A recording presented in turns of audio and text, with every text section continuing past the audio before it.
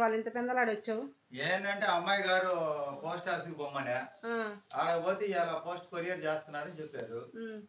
ఇంకా తీరా ఏం చేయమంటావు? ఆయన కనుక్కొని మళ్ళీ పార్సల్ తీసుకెళ్ళాలి ఇంటికి రానండి. ఇంటికి వచ్చి ఆమెను ఎక్కించుకొని పోయి ఆ పోస్ట్ ఆఫీస్ కాడ వదిలిపెట్టి అక్కడ ట్రాఫిక్లో బండి పెట్టడానికి కుదరలేదు. కొంచెం ముందుకు పోయి బండి పెట్టా. ఈ లోపల బ్యాంకులో వాళ్ళది ఫోన్ నెంబర్ కొంచెం సెట్ కాలేదు, చూసి రాపోనుంది. అక్కడికి పోయి వాళ్ళని కనుక్కొని మళ్ళీ ఫోన్ నెంబర్ కావాలంటే మళ్ళీ ఏమో దగ్గరికి వచ్చి ఆ బ్యాంకులో ఫోన్ నెంబర్ తీసుకొని అయిపోయిన తర్వాత ఆ పోస్ట్ ఆఫీస్లో ఆ పార్సల్ చేసి ఆ తర్వాత ఆ బ్యాంక్కి ఫోన్ నెంబర్ అక్కడ అరగంట టైం పట్టింది. ఎండ ఎక్కడ పట్టిన ఎండ ఇంక అందరితో ఊరుకుందా? నువ్వేమో నిమ్మకాయలు లేమంటివి. ఈ ఎండకి నేను తట్టుకోలేకపోతున్నా. నిమ్మకాయలు తీసుకున్నా ఏంది? నేనే వల్ల మాట్లాడంటున్నా చేస్తుండే నేనేమో నిమ్మకాయలు చేసుకొని అమ్మయ్య మజ్జిగ అది ఈ నిమ్మకాయ పిండి నిమ్మకాయలు చూడు కేజీ 60 రూపాయలు ఎంత బాగుండయో. ఈ నిమ్మకాయల ముసలాం మటుకు ఏమో పెద్ద ఆవిడ మనకైతే బాగా కాయలు కొసురు. నేను అడగని బేరం అడగనే కొసురు 4 కాయలు వేసింది. మా ఊర్లో మా ప్రాంతంలో పండుతాయి నిమ్మకాయలు. కేజీ 60 రూపాయలు అయితే మొన్న పచ్చడి పెట్టించాను. కేజీ 50 రూపాయలు ఎక్కది. కేజీ అయితే 50, అర కేజీ అయితే 30 అన్నమాట.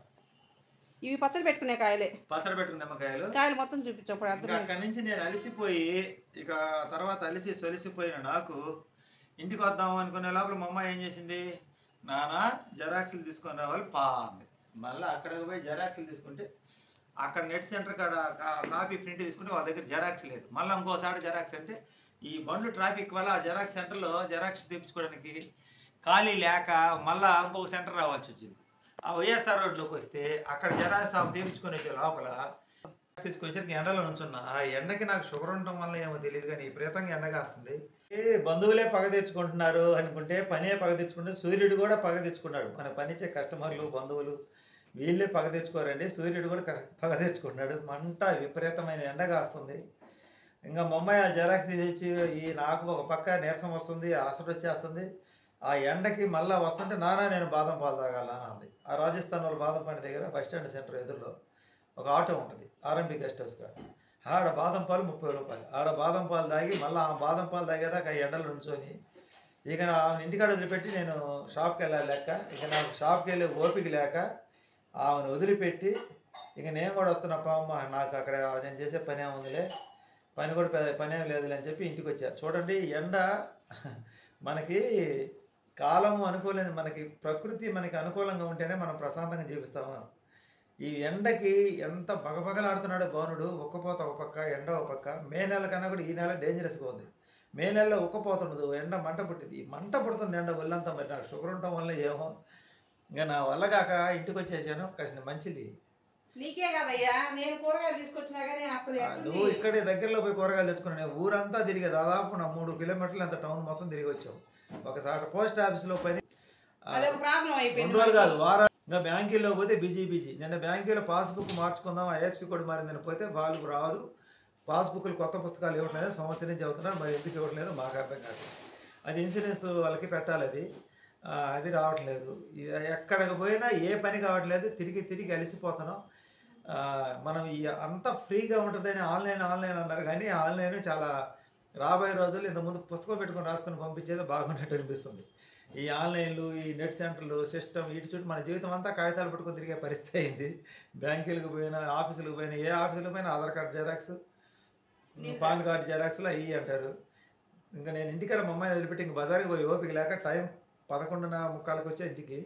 ఇక చూడండి ఇది పరిస్థితి. వీళ్ళ చీరల బిజినెస్ ఏమో కానీ నాకు చికాకు వచ్చేస్తుంది. దాని మీద ఏమైనా సాధించారా అంటే నెల రోజుల్లో ఇన్కమ్ వచ్చింది ఏం పెద్దగా లేదు. ఎందుకంటే మనకి అది అమ్మంగానే మళ్ళీ పెట్టుబడి పెడుతున్నారు. ఇంకా మన ఆదాయం ఎప్పుడు తెలియదో తెలియదు, దీంట్లోంచి ఎప్పుడు బయటపడతారో కూడా తెలియదు. బాగా జరిగితే పర్లా. ఇప్పుడు ఒకరు ముగ్గురు కష్టపడుతున్నాం. ఏమన్నా ఇప్పుడు నెల రోజులు పూర్తయింది ఏమన్నా ఇన్కమ్ తీసామంటే ఏం లేదు.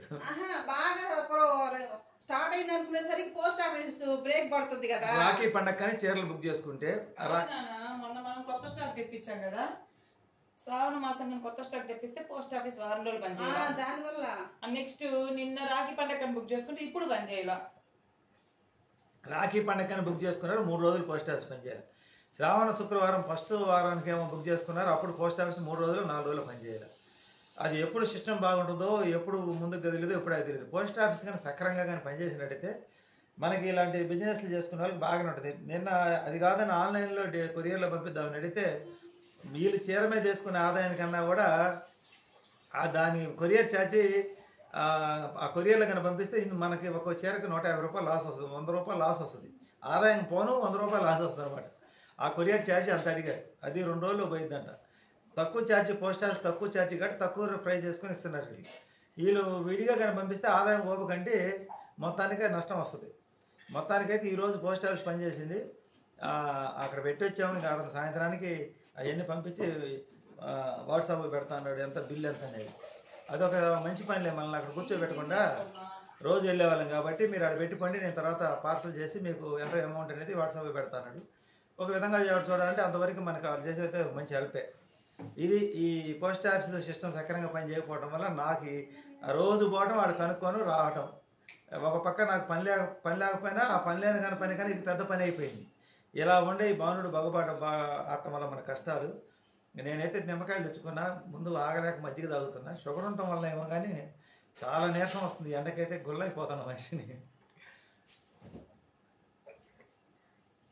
వ్యాపారం బ్రేక్ లేకుండా జరిగిపోద్ది, అది బ్రేక్ పడేసరికి మనకు వ్యాపారం బ్రేక్ ఏంటంటే పోస్ట్ ఆఫీస్ మనం ఎప్పుడైతే సక్రమంగా పనిచేయలేదు ఇక్కడ అమ్మడానికి ఇబ్బంది అవుతుంది. ఎందుకు లేట్ అయిపోయేసరికి వాళ్ళకి డబ్బులు కట్టిన వాళ్ళకి బాధగా ఉంటుంది కదా, మన బిజినెస్ కూడా ఇంట్రెస్ట్ రాదు. ఎప్పుడెప్పుడు పంపిస్తుంటే మనకి ఉత్సాహం ఉంటుంది, మన దగ్గర కొనుక్కునే వాళ్ళకి కూడా ఇంట్రెస్ట్ ఉంటుంది. ఎప్పుడైతే వారం రోజులు 10 రోజులు లేట్ అయిందో వాళ్ళకి ఇంట్రెస్ట్ తగ్గిపోయింది. ఇప్పుడు ఆర్డర్లు ఆడ పెట్టుకొని మళ్ళీ ఆర్డర్లు తీసుకోవాలంటే కష్టం కదా. అందుకని నేను కొత్తగా ఆర్డర్లు ఏం తీసుకోవాలి, వాట్సాప్లో పెట్టారమ్మాయి. అదే కొత్తగా నిన్న ఈ రోజు ఏం చూపిలేదు, ఇంకా చూపించలేదు. ఈరోజు సాయంత్రం చూపిస్తారు స్టాక్ చూడండి. లేదా తొందరగానే పంపించడానికి ప్రయత్నం చేస్తున్నాం. ఇది చీరల బిజినెస్ అంటే చీరల బిజినెస్ అయినా ఏ బిజినెస్ అయినా మనకు ఆరోగ్యంగా ఉండాలి, కాలం అనుకూలించాలి, వాతావరణం అనుకూలించాలి.